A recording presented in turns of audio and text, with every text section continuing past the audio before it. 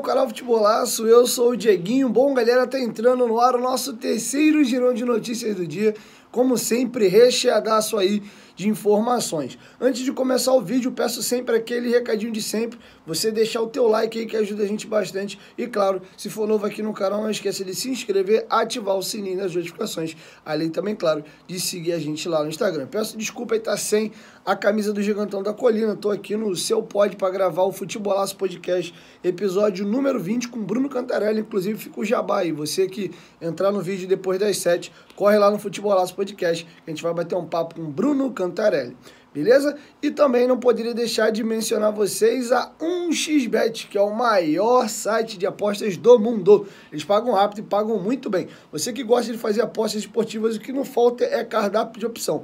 Tem Brasileirão Série A, Série B, Copa do Brasil, Libertadores, todas as grandes ligas do futebol brasileiro e mundial à sua disposição. 1xBet, parceira do canal Futebolaço, o link tá aqui, ó, no primeiro comentário fixado. Bom, galera, vamos começar o vídeo lembrando que daqui a pouquinho, no final da noite, a rodada encerra, tem jogo entre Sport Clube do Recife e o Grêmio. O jogo é lá em Pernambuco e o Vasco tá a cavaleiro, a faca e o queijo na mão. Independente do resultado, no mínimo 6 pontos do quinto colocado, o Vasco fica. Um dos cenários mais positivos seria o empate entre ambas as equipes, porque o Vasco abre 2 pontos para as duas equipes, o Sport tem 18, vai a 19, o Grêmio que tinha 17 vai a 18. E aí o Vasco, considerando a rodada anterior, abre uma distância de 4 para 6 pontos para o quinto colocado e abre uma gordurinha das duas equipes que eu mencionei.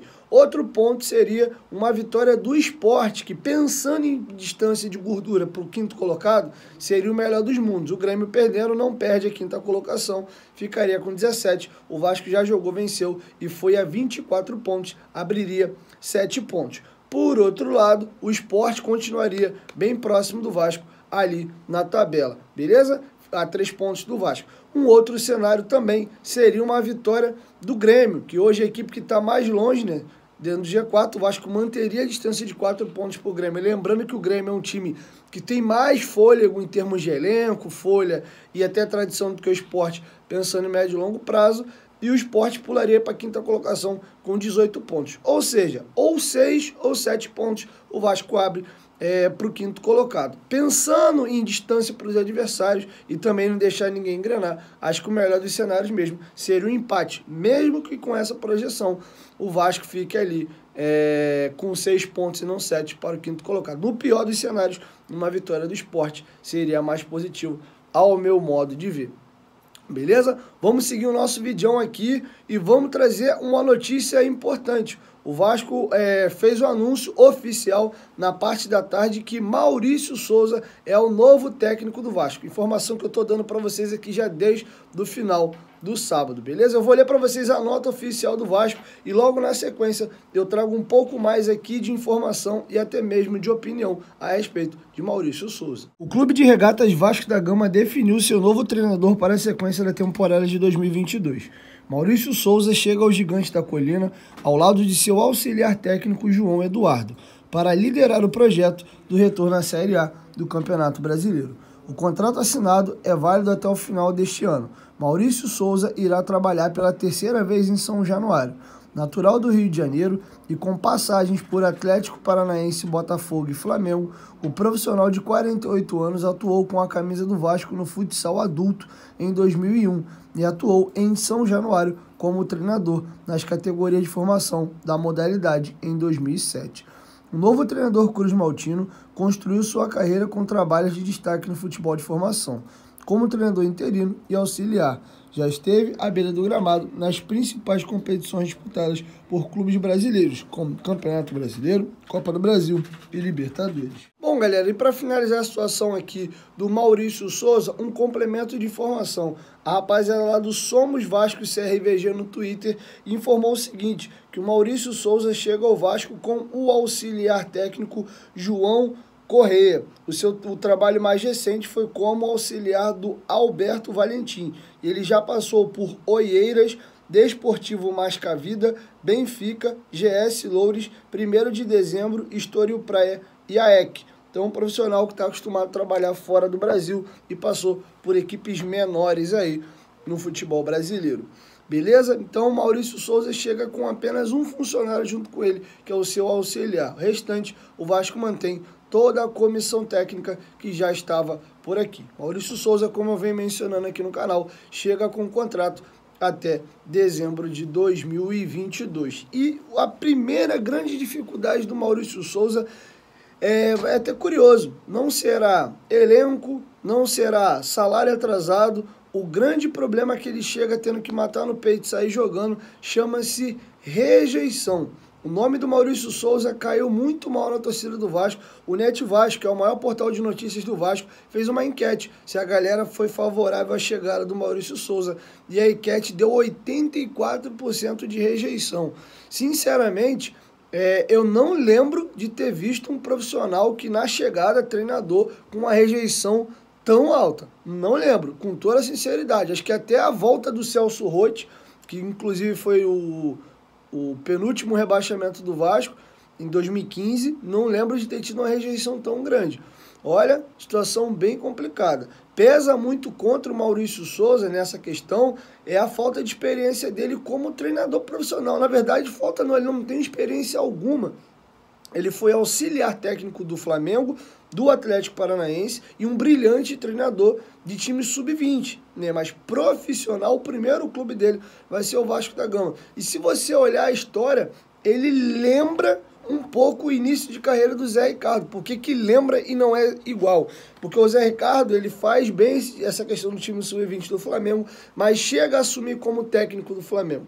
O Maurício Souza não teve isso no Flamengo. Ele dirigiu alguns jogos do Flamengo como auxiliar, né, na ausência de um técnico que foi demitido até chegar outro, mas ser efetivado, ele não passou por isso. O Zé Ricardo já sim, e desde então o Zé Ricardo seguiu a sua jornada. Mas eles têm similaridades, explico para vocês por quê.